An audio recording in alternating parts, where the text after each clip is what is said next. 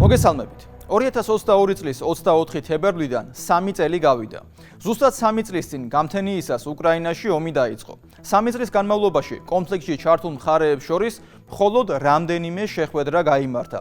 ერთ-ერთი სტამბოლში და ისიც იმიტომ ჩაიშალა, რომ როგორც შემდეგ დავით არახამიამ აღიარა, ბრიტანეთის მაშინდელ პრემიერ-მინისტრს ომთან დაკავშირებით თავისი აზრი ჰქონდა.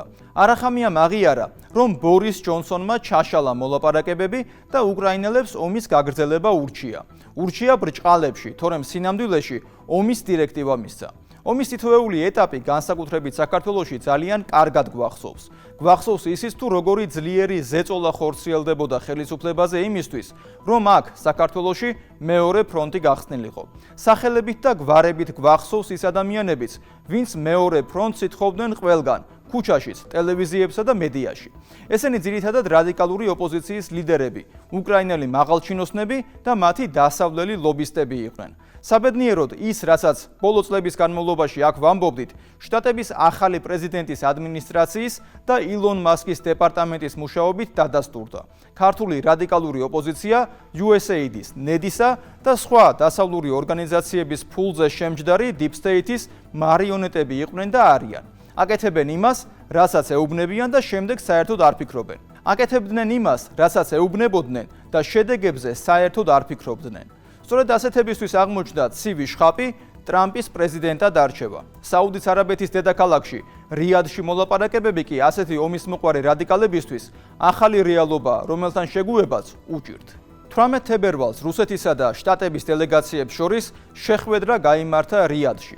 ორივე მხარეს ქვეყნების უმაღლესი დიპლომატები წარმოადგენდნენ და როგორც შეხვედრის შემდეგ ითქვა, ორივე მხარე იმაზე უფრო კმაყოფილი დარჩა, ვიდრე შეეძლოთ ეფიქრათ. შედგა საქმიანი საუბარი, სადაც როგორც ჩანს ყველა საკითხი საქმიანად და რეალური პოლიტიკის პრინციპებიდან გამომდინარე დაისვა.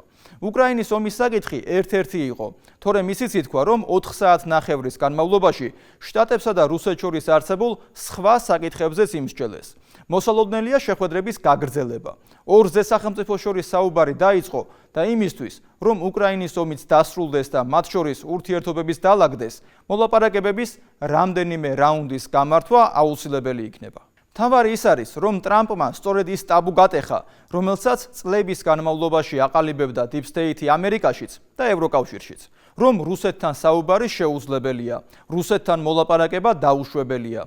ეს ნარატივი საქართველოშიც ბევრმა დაიჯერა და ამიტომაც არის, რომ ახლა, როდესაც უკრაინაში ომის დასრულებისა და მშვიდობის დამყარების შესაძლებლობა გაჩნდა, ყველაზე მეტად ისინი ბრაზობენ და სრული ისტერია აქვთ გამართული. როგორ გაბედა ტრამპის ადმინისტრაცია და რუსეთის ხელისუფლებასთან ერთად მაგიდასთან დაჯდა.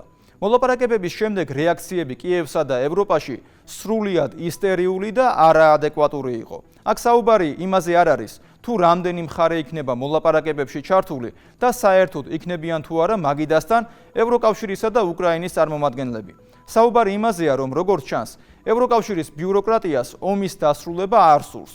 ისევე როგორი გასაკვირიც არ უნდა იყოს, ზელენსკის ხელისუფლებასაც არ სურს ომის დასრულება. საქართველოში ბევრმა არ იცის, რომ ზელენსკის პრეზიდენტობის ვადა გასული წლის მაისში გაუვიდა. ტრამპი და მისი ადმინისტრაცია ითხოვს, რომ არჩევნები ჩატარდეს, იქამდე კი ტრამპი ზელენსკის დიქტატორადაც მოიხსენიებს. კიევისა და ვაშინგტონის ურთიერთობაში პრობლემას წარმოადგენს ფინანსებიც. როგორც ტრამპი ამბობს, შტატებმა უკრაინას 350 მილიარდი დოლარი გადასცა. ზელენსკი ამბობს, რომ 177 მილიარდი მიუღიათ, ანუ უხეშად ნახევარი. ზელენსკი იმასაც ამატებს, რომ ამ 177-დან 77 მილიარდი სად არის, თვითონაც არ იცის. ანუ მარტივად 350 მილიარდი დოლარიდან ზელენსკის თქმით, რეალურად 100 მილიარდი მიუღიათ და ისიც გრანტად. სად არის დანარჩენი თანხა? ეს არის ტრამპის, მასკისა და ადმინისტრაციის მთავარი შეკითხვა. ამას ემატება მოთხოვნა უკრაინის წიაღისეულთან დაკავშირებით შეთანხმების შესახებ. საბოლოო ჯამში ვიღებთ მოცემულობას, რომელიც აბსოლუტურად მოსალოდნელი იყო. უბრალოდ მედიაში გაბერილი კამპანიებისა და ნეოლიბერალების ზღაპრების გამო ეს შედეგი ახლა ბევრისთვის გასაკვირია, ბევრისთვის აღმაშფოთებელი და მზად არიან ამერიკის პრეზიდენტს ეძახონ ყველაფერი, რაც ენაზე მოადგებათ. თან იმის გამო, რომ მშვიდობასა და ომის დასრულებაზე ლაპარაკობს. რიადში გამართული მოლაპარაკებების შესახებ ნახეთ გიორგი მდივანის სიუჟეტი. გასულ კვირას მთელი მსოფლიოს ყურადღება საუდის არაბეთისკენ იყო მიყრობილი, სადაც ბოლო 3 წლის განმავლობაში პირველად შეერთებული შტატების და რუსეთის უმაღლესი პოლიტიკური წარმომადგენლები შეხვდნენ ერთმანეთს. ამას კი წინ უძღოდა დონალდ ტრამპის სატელეფონო ზარი ვლადიმერ პუტინთან. საუბარმა 90 წუთს გასტანა. დონალდ ტრამპი წინასაარჩევნო დაპირებების ასრულებას იწყებს. მან დემოკრატიული პარტიის და გლობალური დიპ სტეითის პოლიტიკა უკრაინასთან მიმართებაში თავდაყირა დააყენა. ზელენსკის ავტოკრატიული რეჟიმი ამ ყველაფერს შეშფოთებული და ანერვიულებული ადევნებდა თვალს. სწორედ ამ სატელეფონო საუბრის შედეგად გადაწყდა რუსულ-ამერიკული დელეგაციების შეხვედრა რამდენიმე დღეში ელ-რიადში. შეერთებული შტატების სახელმწიფო მდივანმა მარკო რუბიომ ერთ მხარეს და რუსეთის საგარეო საქმეთა მინისტრმა სერგეი ლავროვმა მეორე მხარეს სხვა უმაღლესი რანგის პოლიტიკოსებთან ერთად მრავალპოლუსიანი სამყაროს ახალი კონტურების გამოძერწვა დაიწყეს. შეერთებული შტატების და რუსეთის სამშვიდობო მოლაპარაკებების დაწყება ევროპელებისთვის ცივი შხაპის ეფექტით დაიწყო. არც ევროკავშირის წარმომადგენლები და არც უკრაინული მხარე ამ დიალოგში არავის მიუპატიჟებია. როგორც რუსეთისა და უკრაინის საკითხებში შეერთებული შტატების სპეციალურმა წარმომადგენელმა კიტკელოგმა განუცხადა, ჟურნალისტს ევროპული მხარე მოლაპარაკებებზე არ იქნა დაშვებული. შეგიძლიათ დაარწმუნოთ ეს აუდიტორია, რომ მოლაპარაკებათა მაგიდასთან იქნებიან უკრაინელები და ევროპელები. თქვენ მთლიან დინამიკას ცვლით. პასუხი თქვენს ბოლო კითხვაზე არის არა. ანუ ევროპელებმა, რომლებმაც იგივე თუ არა მეტი დახმარება გაწიეს, ვიდრე ამერიკელებმა მიგაჩნიათ, რომ არ უნდა ისხდნენ მაგიდასთან, გამოდის, რომ ორი პროტაგონისტი უნდა იყოს. მე ვახსენე, რომ რეალიზმის სკოლის წარმომადგენელი ვარ. ვფიქრობ, რომ ეს არ მოხდება. ამის გამოა, რომ ხალხს ვესაუბრები, რათა პოზიციები გასაგები იყოს. მე გულწრფელად გეუბნებით, რომ ჩვენი ფილოსოფია ამგვარია. არ გვსურს ამ ომის გაგრძელება ბოლო უკრაინელის განადგურებამდე. ჩვენი მიზანია შევაჩეროთ ეს ხოცვა-ჟლეტა და დავასრულოთ ომი. მიუნხენის უსაფრთხოების კონფერენციაზე ევროკავშირის პოლიტიკურ დაცემას და მის სრულ დეზორიენტაციას კარგად გადმოსცემდა მისი თავმჯდომარე კრისტოფ ჰეუსგენი, რომელიც ღონისძიების დასასრულს ჩვილი ბავშვივით ატირდა. Let me conclude and this becomes difficult. მან მიუნხენის კონფერენციას ევროპული საშინელება უწოდა, მაგრამ ევროკავშირის ლიბერალური ელიტა ამგვარ რეგრესს პირველ რიგში საკუთარ წინდაუხედაობას და ქედმაღლობას უნდა უმადლოდეს. კრისტოფ ჰეუსგენი და გერმანიის სხვა წარმომადგენლები 2018 წელს შეერთებული შტატების იმჟამინდელ პრეზიდენტს, რომელიც გაეროს გენერალური ასამბლეის ტრიბუნიდან გლობალიზმს აკრიტიკებდა, საჯაროდ დასცინოდა. ისინი ის, ვინც ბოლოს იცინის 7 წლის შემდეგ ჰეუსგენს და ევროკავშირის მმართველ რგოლს სასაცილოდ უკვე აღარ აქვს საქმე, როდესაც საკუთარი უსუსურობა გაათვითცნობიერეს. უკრაინის ომმა და გლობალურმა დიპ სტეითმა ევროკავშირი მთავარი ლუზერების როლში ჩააყენა. ჯერ ენერგეტიკული სუიციდი ჩაიდინეს რუსულ ენერგორესურსებზე უარის თქმით. შემდეგ საკუთარი სამხედრო არსენალი დააცარიელეს და უკრაინელებს გაუგზავნეს ომის გასაგრძელებლად. საკუთარი წინდაუხედაობით ეკონომიკურ რეცესიაში ამოყვეს თავი. მილიონობით უკრაინელი ლტოლვილი მიიღეს. და ამ ყველაფრის შემდეგ შეერთებული შტატების და რუსეთის ლიდერები ევროპელ კოლეგებს მოლაპარაკებების მაგიდაზეც არ იწვევენ. ევროკავშირმა გაერთიანებაში შემავალი ქვეყნების ინტერესები დააზიანა. უკრაინაში მშვიდობის დამყარების მაგივრად ომის გაგრძელებისთვის ყველაფერი გააკეთა და ახლა ნიანგის რემლებით ცდილობს სიბრალურის აღძვრას. რუსეთის საგარეო საქმეთა მინისტრმა სერგეი ლავროვმა ევროგაერთიანება წამქეზებლურ პოლიტიკაში და ფარისევლობაში დაადანაშაულა. ევროპელების ფილოსოფია არ იცვლება, ამიტომაც მე არ მესმის რა უნდათ მათ მოლაპარაკების მაგიდაზე, თუ ისინი კვლავ აპირებენ ეშმაკური იდეების გამოტყუებას, ვითომ ომის დამთავრების თაობაზე, რეალურად კი საკუთარი წესჩვევების მიხედვით ომის გაგრძელებას შეეცდებიან, მაშინ რა აზრი აქვს მათ მოპატიჟებას?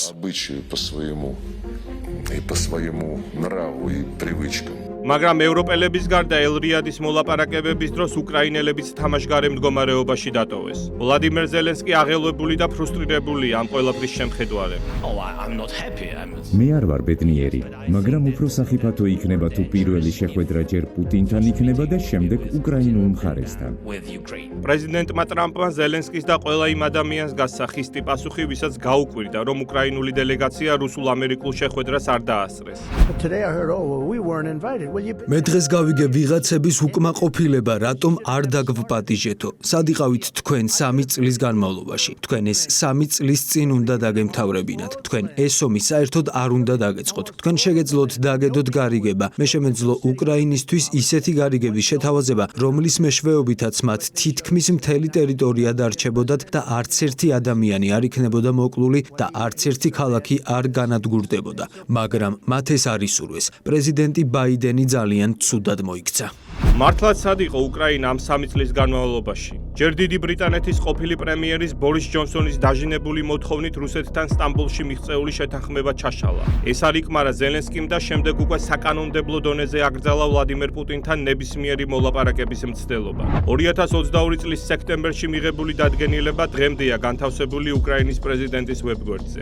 ცხადია, რომ ევროკავშირის და შეერთებული შტატების დემოკრატიული პარტიის მილიტარისტული პოლიტიკის წყალობით უკრაინას სამშვიდობო მოლაპარაკებების გაგონებაც არ სურდა და ნებისმიერი უკრაინელი, ვინც პაციფისტური მოწოდებებით გამოდიოდა, უკრაინული რეპრესიული რეჟიმის თავდასხმის ობიექტი ხდებოდა და მომენტალურად მოღალატედ ცხადდებოდა. ასე რომ უკრაინის პრეზიდენტს არ უნდა უკვირდეს, რომ მას სამშვიდობო მოლაპარაკებებზე არ ეპატიჟებიან. დაუბრუნდეთ ელრიადს, სადაც მხარეებმა უკრაინის ომის დამთავრებასთან ერთად რუსულ-ამერიკული ურთიერთობების გადატვირთვა დაიწყეს. პირველ რიგში ურთიერთობების ნორმალიზებისთვის დელეგაციები შეთანხმდნენ ელჩების დანიშვნაზე რუსეთსა და შეერთებულ შტატებში. შეერთებული შტატების ახალი ელჩის კანდიდატურა რუსეთში რიჩარდ ნორლანდი იქნება, ვინც შეერთებული შტატების ელჩი იყო საქართველოში 2012-2015 წლებში. ის გაწონასწორებული და კონსტრუქციული საქმიანობით გამოირჩეოდა. საუბარი იყო თანამშრომლობის განახლებაზე ეკონომიკის და ენერგეტიკის მიმართულებით, ასევე კოსმოსში და არქტიკაზე. ანუ დღის წესრიგში დგას ამერიკული და რუსული ურთიერთობების სრულფასოვანი გადატვირთვა. და არაა გამორიცხული შეერთებული შტატების მიერ დაწესებული ანტირუსული სანქციების მოხსნაც. როგორც რუსული დელეგაციის ერთ-ერთმა წევრმა, კირილ დმიტრიევმა აღნიშნა, მოლაპარაკებების დროს პირველად გაცხადდა ის ეკონომიკური ზარალი, რაც ამერიკულმა კომპანიებმა იწვნიეს ანტირუსული სანქციების შედეგად. ჩვენ პირველად გავაჟღერეთ ის ფინანსური ზარალი 300 მილიარდ დოლარზე მეტი, რაც ამერიკულმა ბიზნესმა განიცადა რუსული ბაზრის დატოვების შემდეგ. შესაბამისად, ერთობლივი ეკონომიკური პოზიტიური გადაწყვეტილებების შემუშავება მეტისმეტად მნიშვნელოვანია ამერიკის და ბევრი სხვა ქვეყნისთვის, რომლებიც იწყებენ იმის გააზრებას, რომ რუსული ბაზარი მიმზიდველია. რუსეთსა და შეერთებულ შტატებს შორის დაგროვებული პრობლემების მოგვარება რთული და კომპლექსური პროცესი იქნება, მაგრამ ტრამპის ადმინისტრაციას აქვს ამის მზაობა. ორივე მხარე ერთხმად აღნიშნავს მარტივ ჭეშმარიტებას. იქ, სადაც არის ინტერესების თანხვედრა, ქვეყნებს შორის აქტიური თანამშრომლობა იქნება. იქ კი, სადაც ინტერესები ურთიერთსაწინააღმდეგოა, უნდა ამუშავდეს სრულფასოვანი დიპლომატია, რათა თავიდან იქნას აცილებული კონფლიქტები. როგორც რუსმა, ასევე ამერიკელმა მომლაპარაკებლებმა პოზიტიურად შეაფასეს საუდის არაბეთის დედაქალაქში გამართული შეხვედრა. ჩვენ შევთანხმდით 4 მნიშვნელოვან პრინციპზე. პირველი, ძალიან სწრაფად დავაკომპლექტებთ ჩვენს გუნდებს, რომლებიც იმუშავებენ ჩვენი დიპმისიების ფუნქციონირების სრულყოფილ აღდგენაზე ვაშინგტონსა და მოსკოვში. იმისთვის, რომ წინ წავიწიოთ ამ გზაზე, ჩვენ გვჭირდება ნორმალურად მომუშავე დიპლომატიური წარმომადგენლობები. მეორე, ჩვენი მხრიდან შევკრებთ მაღალი დონის დელეგაციას, რომელიც მომლაპარაკებელი იქნება უკრაინაში კონფლიქტის იმგვარ დასრულებაზე, რომელიც ყველა ჩართული მხარისთვის მისაღებია. მესამე, ასევე მაღალ დონეზე დავიწყებთ ფიქრსა და განხილვას გეოპოლიტიკურ და ეკონომიკურ თანამშრომლობაზე, რაც შესაძლოა მოხდეს უკრაინაში კონფლიქტის დასრულების შედეგად. ცხადია, ამ კონფლიქტს უნდა ჰქონდეს წარმატებული და გამძლე დასასრული, რათა ასეთი თანამშრომლობა შესაძლებელი გახდეს. და ბოლოს, შევთანხმდით, რომ ამ საკითხებზე ჩვენი გუნდების მუშაობის ფონზე, ჩვენ ხუთივე, ვინც დღეს აქ ვიმყოფებით, ჩავერთვებით, რომ პროცესებმა პროდუქტიულად წაიწიოს წინ. მე მაქვს საფუძველი ვიმედოვნო, რომ ამერიკულმა მხარემ უკეთესად დაიწყო ჩვენი პოზიციის გაგება. საკმაოდ სასარგებლო საუბარი იყო. ჩვენ არა მხოლოდ ვუსმენდით ერთმანეთს, არამედ გვესმოდა ერთმანეთის.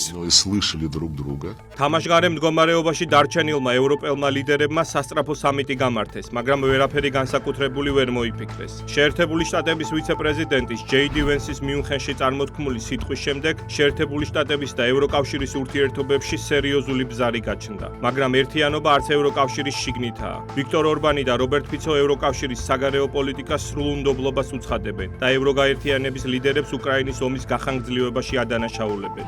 ევროკავშირი უკრაინის ომს 3 წლის განმავლობაში უჭერდა მხარს. მათ დაიგნორეს ჩვენი გაფრთხილება, რომ უკრაინის ომის გამოყენება რუსეთის დასასუსტებლად არ მუშაობდა. ისინი უბრალოდ ყურს არ გვიგდებდნენ, როდესაც ვეუბნებოდით, რომ რუსეთის წინააღმდეგ კონვენციური ომის მოგება შეუძლებელი იყო.